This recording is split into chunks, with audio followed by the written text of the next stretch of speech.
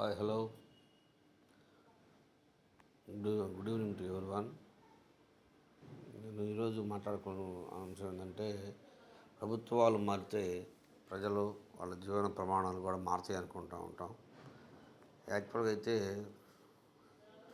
2019లో జగన్ గారు సీఎం అయిన తర్వాత ఇమ్మీడియట్గా ఐఆర్ ప్రకటించాడు. అది చాలా వరకు ఎంప్లాయీస్కి చాలా యూజ్ అయింది.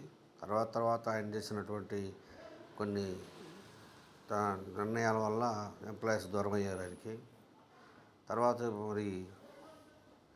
మళ్ళీ ప్రభుత్వాన్ని 2024లో నూతన ప్రభుత్వాన్ని ఎన్నుకోవడం జరిగింది. అయినా కూడా ఈ నూతన ప్రభుత్వం వచ్చి కూడా ఇంచుమించుకు సంవత్సరం వస్తుంది.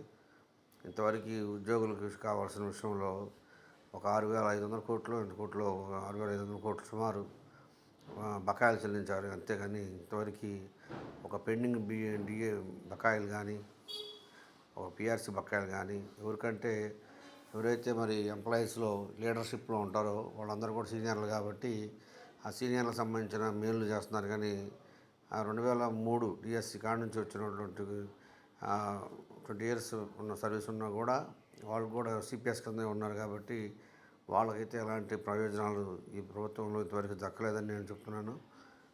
గవర్నమెంట్ ఇప్పటికైనా కొంచెం కళ్ళు తెరిచి మాకు కూడా ఈ 2003 డిఎస్సి కాడ నుంచి ఏదైతే సెంట్రల్ గవర్నమెంట్ నామ్స్ ప్రకారం 57 మెమో ఉందో ఆ మెమో ప్రకారం పిఆర్సీని దాని 57 మెమో ప్రకారం ఓల్డ్ పెన్షన్ ఇవ్వాలని కోరుతున్నాను. అలానే మాకు రావాల్సిన డిఏ బకాయిలు, అలానే పిఆర్సీ బకాయిలు కానీ, అలానే సరెండర్ లీవ్స్ కానీ ఈ 2003 అంటే సిపిఎస్ ఉద్యోగులకి మాకు కూడా కొంచెం ఏదో ఒకటి రిలీజ్ చేసి మేము కూడా మా కష్టాలు కూడా తీరుస్తారని నేను గవర్నమెంట్ని నిర్ణయించుకుంటున్నాను. అలానే ఇంకా మేము ఎన్నో ఆశలు పెట్టుకున్నాం. గౌరవనీయులైనటువంటి చంద్రబాబు నాయుడు గారు, మీరు అంతకుముందు 43% ఫిట్మెంట్తో పిఆర్సీ ఇచ్చారండి.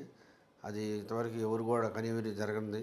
ఎందుకంటే ఇప్పుడున్న ఉద్యోగులందరూ కూడా ఇంచుమించుగా మీరు ఇచ్చిన డిఎస్సీ వాళ్ళు వచ్చిన వాళ్ళే కాబట్టి మీ మీద అంత నమ్మకం ఉంది సార్ చంద్రబాబు నాయుడు గారు. మీరు త్వరగా ఈ కార్యక్రమాల్లో చేసి మా సిపిఎస్ ఉద్యోగులు కూడా ఆదుకుంటారని కోరుకుంటూ సెలవు తీసుకుంటున్నాను. Thank you one and all.